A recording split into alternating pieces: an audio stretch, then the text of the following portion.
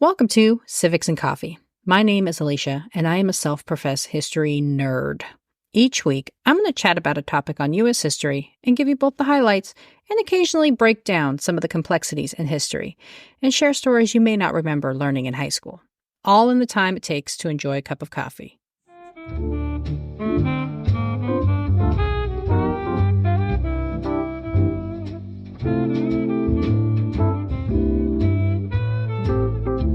Hey peeps, welcome back. I recently had the pleasure of interviewing Dr. Robin Bernstein about her latest book, Freeman's Challenge: The Murder That Shook America's Original Prison for Profit. We conducted our interview over Zoom, so I am inserting my standard audio quality warning here. I hope you all enjoy the conversation. Hello, everyone. With me today is Dr. Robin Bernstein. She is a cultural historian specializing in race and racism and is currently the Dillon Professor of American History and Professor of African and African American Studies and of Studies of Women, Gender, and Sexuality at Harvard University.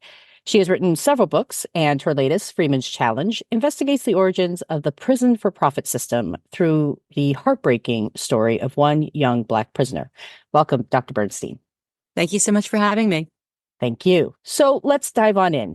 You share in the opening pages that the purpose of this book is to tell both the story of the penal capital system and its influence on the modern prison system. So what prompted you to dive into the history of prison labor? Well, I got started on this project because I learned about William Freeman. And William Freeman was an African American and also Native American teenager who was accused of a horse theft, which he swore he did not commit. And he was sentenced to 5 years hard labor in the Auburn State Prison in New York State. He was sentenced in 1840. And this was the very first prison for profit in the United States. This was the prison that invented the idea that a prison can and should be an economic force. So when I learned this, I thought, wait a minute, what? Prison for profit, convict leasing in the North?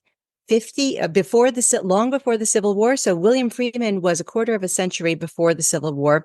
And what I learned as I dug more was that the Auburn State Prison opened 50 years, half a century before the Civil War. And I thought, wait a minute, this is not the story that I thought I knew. I associated profit-driven incarceration with the American South. And with the period after the Civil War.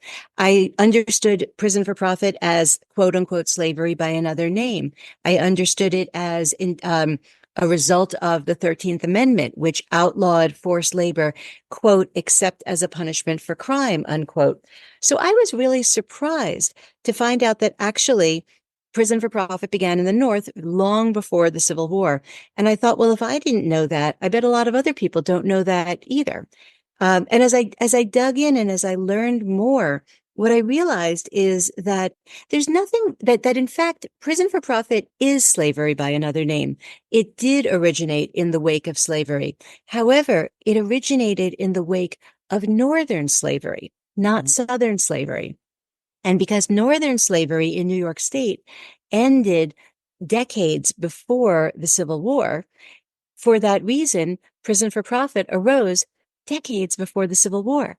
So there's nothing incorrect about the stories that we've received about convict leasing and slavery by another name and the South after the Civil War. There's nothing incorrect in those stories. The issue is that those stories are beginning the story in the middle. And I want to actually begin the story at the beginning. The reason this matters is because when we start the story in the middle, we're inadvertently letting the North off the hook. What I wanted to do with Freeman's Challenge, the murder that shook America's original prison for profit, was put the North back on the hook. Nice. And you talked a little bit about William in your opening statement, and he is one of the main characters of the book. And so, who was he, and how did he change while he was incarcerated, and how did you discover him? Yeah, I discovered him in a footnote. I was looking for something else, And like I said, his story just surprised me so much. I just had to keep learning and learning. So he was a teenager. He was a kid. And he was African American and Native American, specifically Stockbridge, Narragansett. He grew up in the village, what was then a village of Auburn, New York. This is a tiny little hamlet in the Finger Lakes region, so smack in the middle of New York State. And by coincidence, this place where he was born and grew up was also the birthplace of the Auburn State Prison, which was the prison that invented prison for profit. So he's growing up literally in the shadow of this enormous prison that is growing and growing all around him. And meanwhile, Auburn is growing all around him because the prison was an economic force. And the entire town, first a village, then a town, and then a city. It was growing as a result of the unpaid labor of prisoners in this prison. What they were doing specifically was factory work. They were being leased to local businesses, which were forcing them to work in factories. And the factories were actually built into the prison. So William Freeman was, as I said, he was convicted of a horse theft, which he swore he did not commit. He was brought in. He was just a couple days shy of his 16th birthday. And he was for 4 years forced to manufacture consumer goods, which were then sold at a profit. Meanwhile, he and the other prisoners earned nothing at all. And when I say nothing, they earned no money, they earned no special privileges, they earned no time off for good behavior, they earned literally nothing. So this is brutal. This is brutal. William Freeman was forced to file iron for animal harnesses. He was basically part of an assembly line producing animal harnesses, and he was forced to do this for 12 hours a day.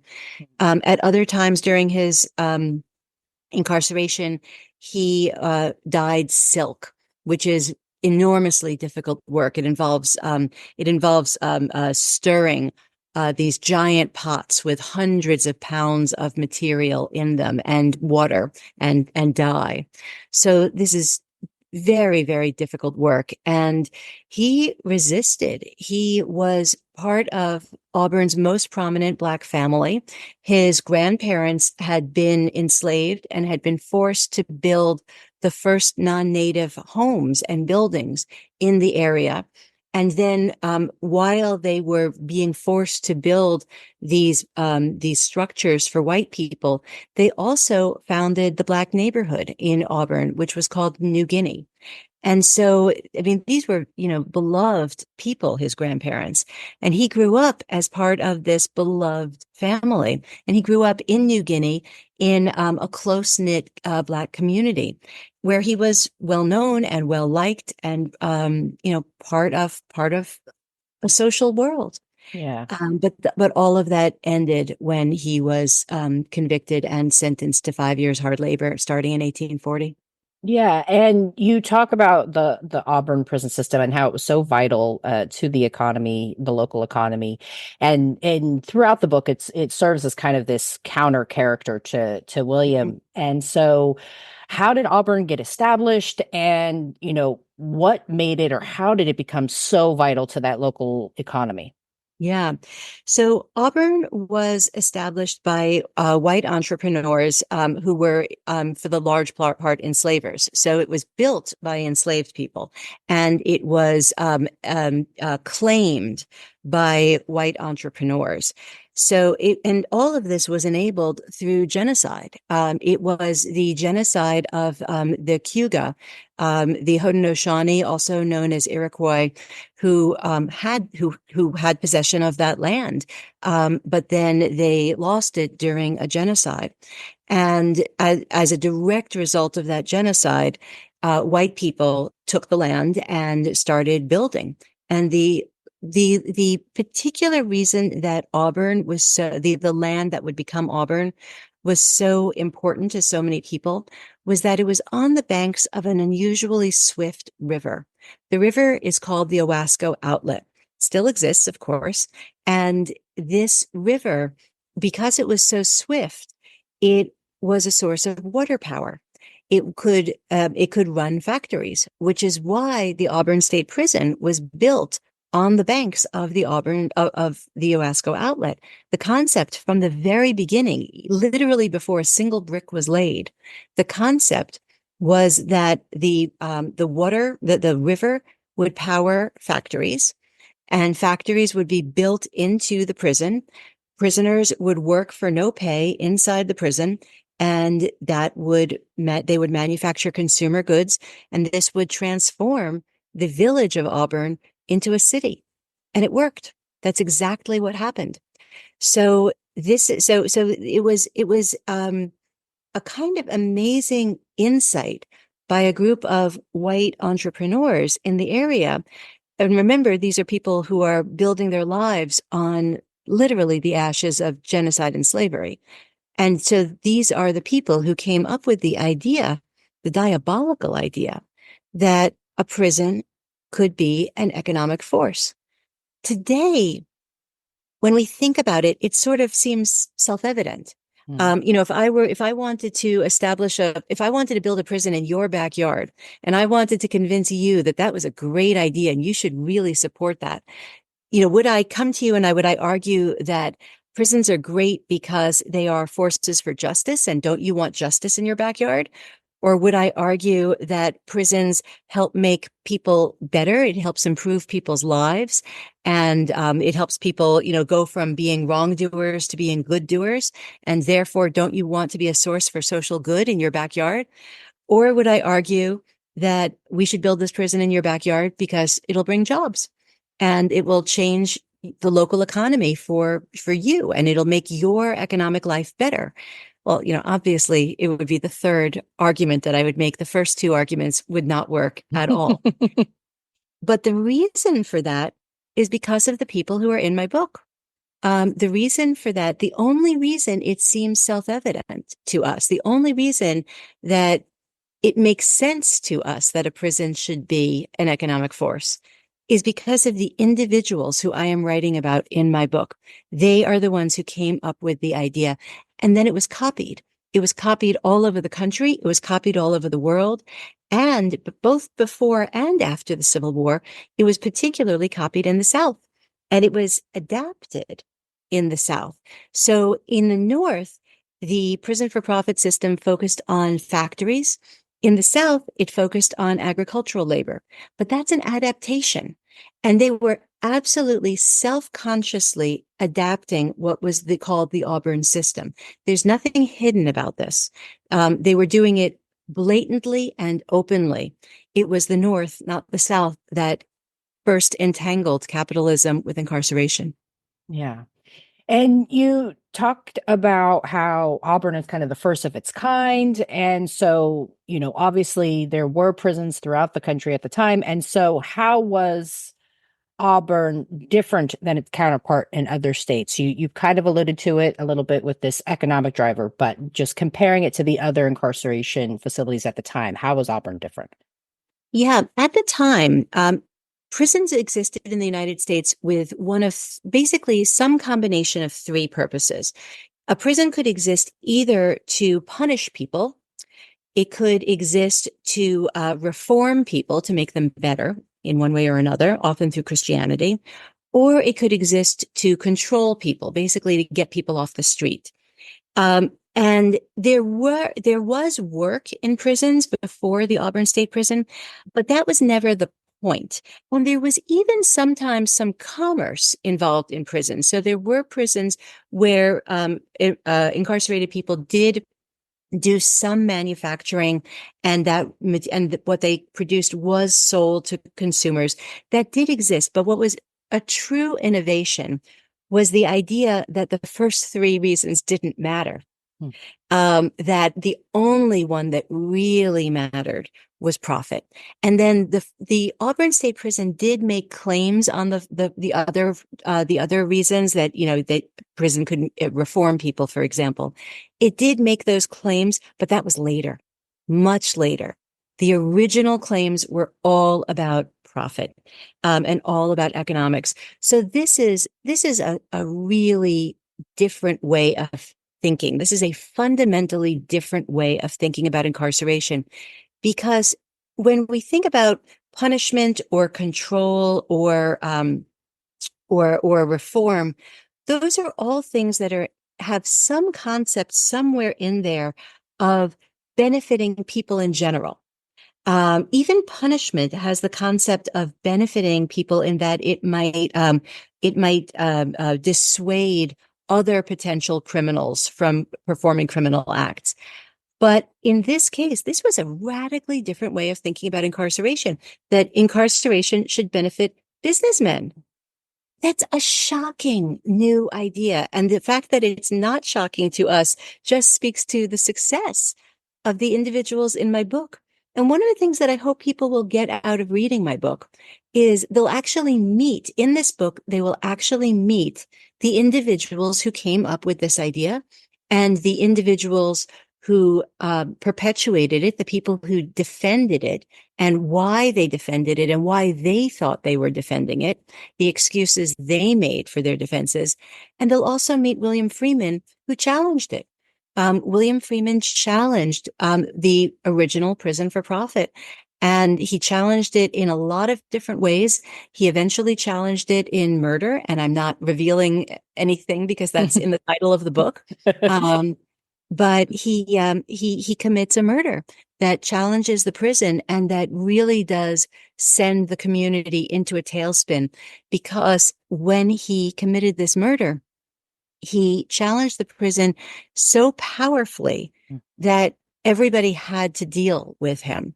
Everybody had to wrangle with this challenge to their fundamental way of life. Because remember, the Auburn State Prison was the core of their economy.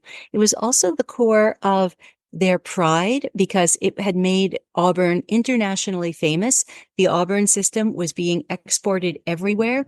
It made Auburn literally internationally famous. This was a source of pride to the city, especially to white people, but not only to white people. So this was a source of pride. It was a source of prosperity, economic security, and it was also their very identity. All of these things were mobilized in the defense of the prison. And if people read my book, what they're going to see is how consent is purchased, how Black and white people came to consent to this really diabolical new form of unfreedom in their midst. Yeah. And you talked about how Auburn really changed the idea of what a prison is for, and that it turns into this for-profit idea. How did Auburn also change beliefs around inmates and the products of their labor? Well, one of the things that the Auburn State Prison innovated was the idea that a prisoner was a slave. And they actually said this very explicitly. They said that a prisoner had no right to benefit from his labor, and they were men. There were, during William Freeman's incarceration, there were, I think, 6 women incarcerated at the prison. They were incarcerated in a separate wing in a separate way. So I'm talking about men here. So their idea was that a prisoner was a resource to be exploited, and that the prisoner was owed literally nothing, and that in that way he was like an enslaved person, and he was also like a machine, that he should have that with a machine you can simply use a machine. There's no moral issue with using a machine until the machine wears out and dies. And it was the very same concept with prisoners. And that's the same concept also behind enslavement. The idea behind enslavement is that the person who is enslaved has no rights to benefit from their labor at all. And that person is owed nothing. And that was exactly the idea that was being utilized in the Auburn State Prison. And let's be really clear that the ideas behind enslavement were not being imported from the South. They were native to the North. The North, and specifically New York State, had outlawed slavery only very recently. And in 1816, when the Auburn State Prison began to be built, there was still slavery in New York State. So it's not that this idea was coming from afar. This idea was coming from New York State itself. And it was coming from New York State into the penal system. Yeah. And dehumanizing these individuals in order to extract the labor, as you mentioned. And you touch on how, despite an overrepresentation from the very beginning, Black Americans just did not sound the alarm about their incarceration rates. So, can you expand on perhaps why they focused their attention elsewhere? Sure. Well, first of all, the most important thing to realize is that in the beginning with the Auburn State Prison, we're not talking about mass incarceration. We're talking about relatively small numbers of people of any race. So relatively small compared to now. So now we have over 2 million people who are incarcerated in the United States. At the time that William Freeman was incarcerated, there were about 1,000 people incarcerated in the Auburn State Prison, and about 11% of them, 1 in 9, was African American. So we're talking about actually very small numbers of people compared to now. And when you compare those numbers to the numbers of people who were enslaved, for example, that was a much more alarming number for people in that moment. When you think about there were simply other issues that seemed much more urgent. So New York State had in 1821, it had disenfranchised almost all Black men. Prior to 1821, free Black men in New York State had the right to vote. And then in 1821, there was a constitutional amendment that passed that took that right away from almost all Black men. And we should note that all Black women were disenfranchised, along with all women of all races. So this disenfranchisement was horrifying. And you can understand why something like voting and slavery would seem at the time much more urgent than a relatively small number of Black people incarcerated in a prison. Even though they were incarcerated disproportionately, the numbers were so small. There was no way, if you were a person of any race in 1840, there was absolutely no way that you could imagine mass incarceration. It was unimaginable. Nobody knew what the future held. So they knew what the present held, and the present held slavery, it held disenfranchisement. And the other big concerns for Black people at the time in New York State, and specifically in Auburn, were things like education, economic development, community development. These were the things that people really cared about. Yeah. And we've touched on how Auburn was economically influential. I'm curious to know, what role did the prisons play in local politics? Yeah. Yeah, the prison was crucial to local politics and state politics and national politics. So it was a pressure point. Basically, New York State politics were enormously corrupt at the time. Let's just talk about the past. And the state politics were dependent on party politics. So at the time, you basically had the Whigs and the Democrats, and they were vying for power in New York State. And the prison in Auburn became a point of contention and a way that these two parties jostled against each other for power. So, for example, there would be a scandal in the prison, and then there would be a death, for example, or there would be corruption that would come to light. And whatever party was not in power would use that to attack the party that was in power, because the leadership of the prison, which was, by the way, 100% white all the time, was always appointed by the party that was in power. So the party that was in power of the governor's office and the legislature would appoint the warden, basically. And this was a political appointment that had very little to do with experience or competence. So it had a lot to do with political influence. So what you had was one white corrupt official after another who was incompetent, usually, taking this role. And then and then they would commit something horrible, some sort of corruption. They would do something corrupt or incompetent or vicious and violent. And then whatever party was out of power would use that to attack the party that was in power, and then they would trade.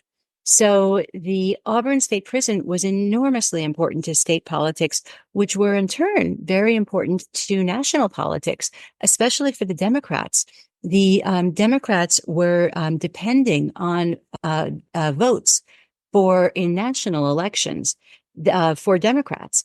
And so anytime the prison was being used to attack either party, but especially the Democrats, this had national implications. And also, we have to always remember that Auburn was in the national and the international spotlight always. Yeah. And so shifting a little bit away from Auburn and its influence, let's dive into William a little bit. So you share his prolonged fight to receive back pay. Can you expand on all the ways that Freeman tried to secure his compensation the quote unquote right way? Yeah. Yeah. So Freeman is incarcerated at the age of 15, and he is absolutely incensed. He is incensed for two reasons. One is that he has been incarcerated for a crime that he said he did not commit. And the second is that he's being forced to work for nothing is the phrase that he used. And by nothing, he meant two things. He meant no crime, but also no wages. And here's where he never said this explicitly, but this is where I really see his family history becoming very important. His grandparents were enslaved. His father had been enslaved and then had become free. His mother had always been free, and William was born free. So he was part of the very first generation in New York State that was fully free. And so this had to have been important to him. His family had become free very slowly, over a period of decades. They had, and this is a factor of gradual emancipation. What gradual emancipation means in the North is that people became free in a very uneven way over a very long period of time. It resulted in what we can think of as mixed status families, where some siblings are free and some siblings are indentured and some siblings are enslaved. And that was the case with William Freeman's extended family. So it had to have cut him to the bone when he entered the state prison and was told explicitly in these words, "You're now a slave." That must have cut him horribly. And so what he wanted was to be paid for his work. And what he wanted in payment was not simply the money itself. What he wanted was everything the money stood for. The ability to create a life, the ability to have an identity as a worker and not an enslaved person. This is what he was fighting for. So when he first got into the prison, he resisted his work, and he resisted his work in ways that a lot of people resisted it. So people deliberately worked very slowly. People deliberately worked poorly, handed in poor work, poor products. People also did things like hand in work multiple times. So if you had to make animal harnesses, for example, you could make animal harnesses and then you could steal them back and then hand in the same animal harnesses again and make it look like you were doing more work than you actually were.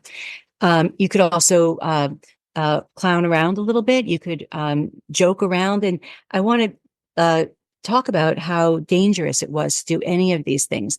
The Auburn State Prison was an enormously violent place, and any infraction of any kind resulted in extremely violent punishment immediately. And one of the extraordinary aspects of the Auburn State Prison was that the prisoners were not allowed to speak to each other ever. And it's very hard to take that in. They were not permitted to speak to each other at all, ever. The only reason prisoners were allowed to speak ever was if they were asked a direct question by a guard. So in theory, a person could go for their entire sentence without ever speaking. They also were not permitted to look at each other's faces ever. And the reasons behind these torturous restrictions, and let's name it, that is torture.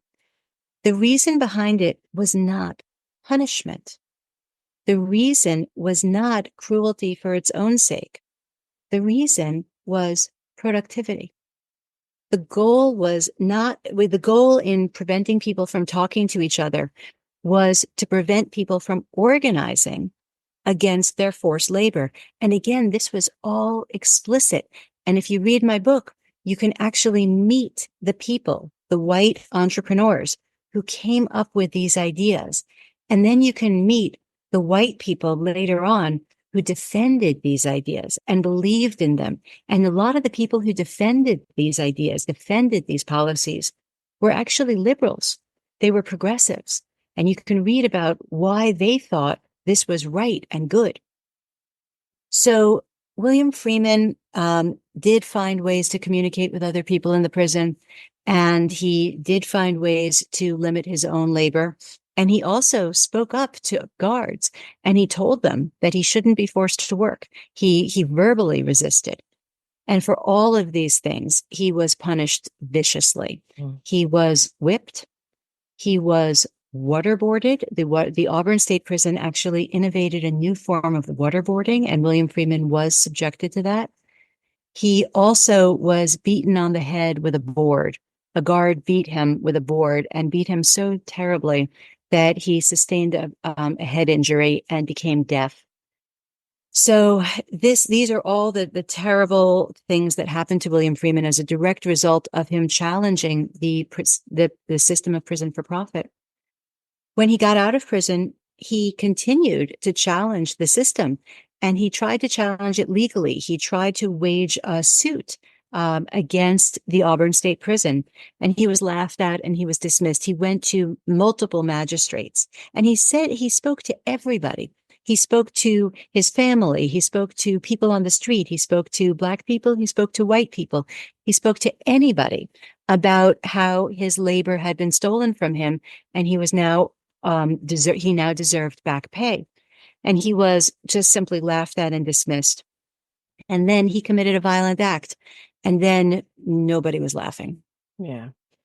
And how did his post-release crimes threaten the Auburn system? We've talked about, his horrific treatment inside the prison, and he kind of went in as a young teenage boy and kind of came out this hardened, probably cynical man. And as you said, he tried to go through the legal process. He tried to do things the right way, and probably through frustration and anger and feeling like he had no other options to get his message heard, committed a heinous act. And so how did his post-release crimes threaten the Auburn system? Well, at this point, he was continuing to say absolutely clearly all the time that he wanted his back pay, that was the reason behind all of his actions. And that was an idea that cut to the very core of the concept of the Auburn State Prison. The whole concept was that prisoners deserved nothing, and that prisoners existed for the purpose of feeding the economy of Auburn. And what he was saying went against that, exactly that. He cut to the absolute core. And one thing that's really interesting was that he was terribly injured in the prison, but he never demanded compensation for his injuries.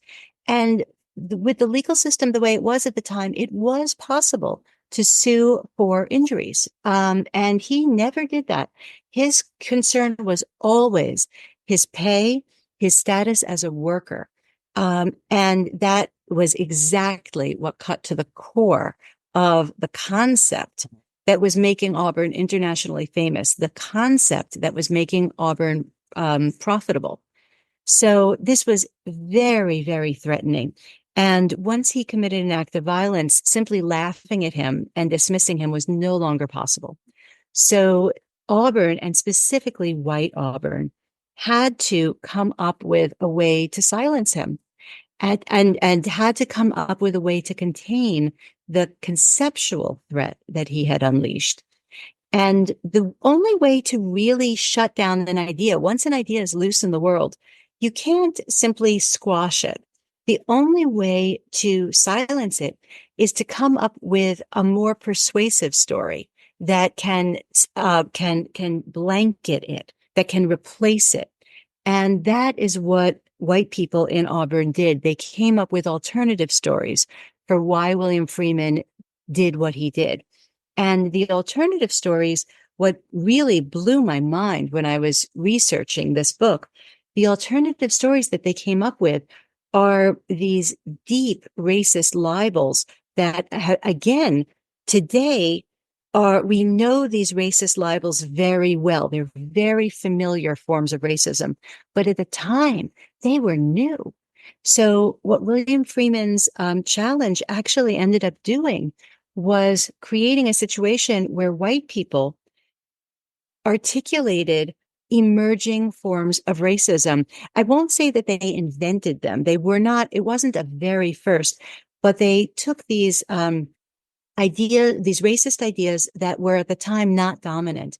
So specifically, one racist concept that today we are all unfortunately very familiar with is the idea of the association between Blackness and criminality, that there is some sort of inherent biological propensity among Black people toward criminal acts and violent acts. And this is a horrible racist idea that we are all living with today. That idea actually got articulated in William Freeman's trial, basically, since the white people in Auburn could not take in that William Freeman did what he did because of the system that was making them all wealthy. Instead, what they decided, they had to find something to blame for his actions, something to blame besides themselves. And so what they came up with was that he did it because of Blackness itself, that he did it because of this biological propensity. And they articulated this racist libel through through his trial and through all of the dialogue around the trial, of which was massive. And because the trial was such a big deal and was reported on nationally, these ideas got literally telegraphed over telegraph lines immediately throughout the country. And they spread this racist idea, which we are all continuing to live with today. Yeah. And you've touched on this a few times in our conversations, but, just wanting to make sure I give you an opportunity here. What would you like readers to take away from the book, and how would you like this book to help inform people about the history of our prison system? Thank you. Well, I wanted to write the book in a very vivid way that centered individuals. So one thing I hope people will take away is knowing who William Freeman was and knowing how brave he was, how he challenged this system, and how he was a kid. He was a teenager and then a very young man. So I hope they'll know these individuals. I hope they'll also get to know the individual white people who came up with these ideas. First, the ideas of prison for profit, and then later a different set of white people coming up with these racist ideas that are now so deeply embedded in our culture. So I want the readers to meet these individuals and know how much harm can be done by individuals often who thought they were doing good. Remember, a lot of the white people in this book are progressives and liberals, and they honestly thought they were making the world a better place. And I hope that people will read about these individuals and feel a certain kind of recognition, which is very alarming. Yeah. Kind of recognition with our own moment. But then I also hope that people will read this book and realize that because all of these formations were invented by individuals working together, often not deliberately working together, but in fact working together. There's nothing inevitable about prisons. There's nothing inevitable about prisons being economic forces. I hope people will read this book and for the first time think, wow, that is a weird idea. Why should anybody benefit economically from somebody else's incarceration? And I hope that the true, deep, vast weirdness of that idea will come through on a gut level by meeting these individuals. And I hope that it'll plant seeds of questioning the alleged inevitability, the alleged necessity of prisons. Yeah. And where should people go when they've finished your book and they want to learn more about this fascinating story in history? Ah, well, let's see. There are some other treatments of William Freeman, but most of the other, almost everything that's been written about William Freeman is actually really takes for granted some of the arguments that were made about him. Hmm. So I think that what I've done in this book is corrected a lot of past errors that were in the story. I mean, this is not a well-known story, but the few people who have written about him have written about him mainly from the perspective of the white liberals who defended him, specifically William Henry Seward. So William Henry Seward acted as William Freeman's defense lawyer. And at the time, William Henry Seward was best known as being the governor of New York State. Later, he was Abraham Lincoln's Secretary of State. So a lot of what William Henry Seward said, which was deeply racist, has been believed by other scholars. So where can you go after reading my book? I would say where you can go is prison abolitionist organizations. And there are really great prison abolitionist organizations in every state. And I would say read this book and then find out what's going on in your own state. Find out what the state of prison for profit is in your state and fight it. Yeah. And where should people go to learn more about you and your scholarship? Well, if you just Google my name, Robin Bernstein, and Harvard, and if you Google the title of the book, Freeman's Challenge, The Murder That Shook America's Original Prison for Profit, if you just Google those things, my website will come right up. You can learn a lot more about me that way. Wonderful. And is there anything we haven't covered today that you want future readers to know? No, I loved the questions that you asked. Thank you so much. These are terrific questions. Wonderful. Thank you so much. And so, for all my listeners out there, I highly recommend picking up a copy of Freeman's Challenge. It is an insightful, heartbreaking story that provides a tremendous amount of insight on the history of our prison system and the impacts it had on the lives of Black Americans and Americans throughout the country. It is a compelling read for sure, and you won't want to put it down. So, thank you again, Dr. Bernstein. Thank you so much, Alicia. This was a pleasure.